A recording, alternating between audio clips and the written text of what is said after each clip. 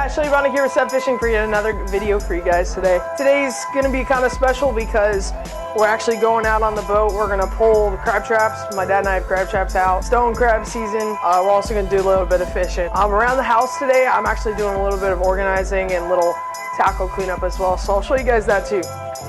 All right, so before I got a bunch of tackle and before I started bass fishing a lot more, I was using these boxes for my spinner baits, just a little box from all my jigs. 25 jigs in one box, and it's small, it's unorganized, there's only 5 slots, so how much organizing of your jigs can you really do? And I got a huge order from Phoenix Baits a couple weeks ago. All right, so I've got this box here. I think I'm gonna put my jigs in here. I've got another idea for my spinner baits, so y'all just hold off. So I'm thinking that I'm gonna put jigs in each of these little individual containers and have them just in one big box. So first I'm gonna organize the jigs.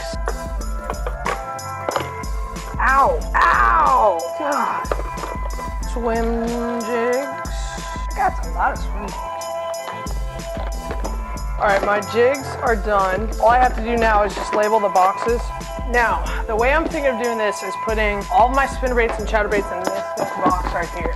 And I'm gonna put them in little individual bags according to their sizes and colors. Color for me is really important in spinnerbaits, and also sizes as well, so.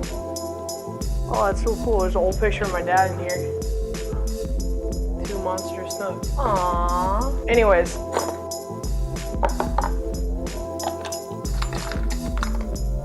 I'm gonna go label all this stuff and I'll get back with you guys.